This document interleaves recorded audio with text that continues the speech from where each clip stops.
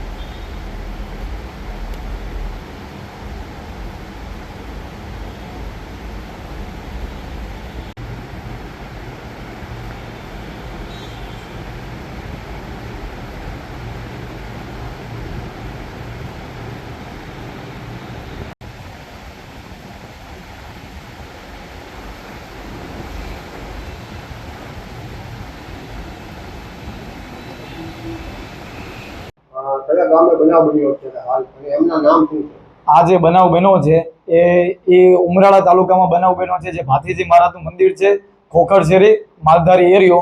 અને આ જે બનાવ બન્યો છે એ મારા સગા બે કાકા હારે બન્યો છે। આમાં બનાવ જે ઘટના થઈ છે, મારા કાકા એક રેડિયાર ખૂટી અને તગડો એમાં એ જે ખૂટીઓ છે એ એક આ પોપટભાઈ એના બકરા દૂધતા હતા, બકરા બેઠા હતા, ના પોપટભાઈના બકરા દૂધતા હતા અને 3 છોકરા હતા। ના આ ખૂટીઓ એની રીતે ગયો અને ના જે નીકળ્યો એની સાઈડ થી ગયો તો પોપટભાઈ એને એમ લાગ્યું કે અહીંયા આ ભાઈ ખૂટ્યો તગડો મારા કાકાએ, તો મારા કાકા એ રસ્તા પરથી ગયા, નીકળ્યા ને તો પોપટભાઈ ડાયરેક્ટ તે આવીને સીધો મારા કાકા ઉપર પસાર કર્યો એને અને એના 3 છોકરાએ બે મળીને। આ જોતા મારા બીજા એક કાકા છે હરેશભાઈ મેર, એ ત્યાંથી નીકળતા હતા અને એના ભાઈને આવી રીતે મારતા જોયા ને એટલે એ પણ આ મેટરમાં વચ્ચે પડ્યા ને એટલે એના જે પોપટભાઈ ભોરિયા છે એમના જે 3 છોકરા છે ને એ એમને આવ્યા અને સીધો કુવાડી લઈને એના માથા ઉપર મારી તો ન્યા મારા હરેશ કાકા પડી ગયા। આવી રીતે મારા મોટા લાલા કાકાને પણ આવી રીતે એમને માર્યું। હથિયાર એમની પાસે હતો, કુવાડી હતું, પાવડો હતો, પછી ધાર્યું હતું અને બીજા એવા ઘણા બે હથિયાર છે એ હતા, લાકડી હતી, ઘણું ખરું હતું। એ ટોટલ માણસો 5 જણા હતા। નામ મને આવડે છે, થોડા ઘણા યાદ છે। એ નામ છે એક તો પોપટભાઈ બોડિયા અને એના વાઇફ છે જે માલુબેન બોડિયા એવું કંઈક નામ છે, અને માજુબેન નામ છે, ને જેનો મોટો છોકરો છે બુદ્ધાભાઈ બોડિયા, બીજા નામ છે જે હરીશ બોડિયા, ત્રીજા નામ છે રાહુલ બોડિયા। હા, અમે પોલીસ ફરિયાદ કરી છે, ગુનો દાખલ કર્યો છે।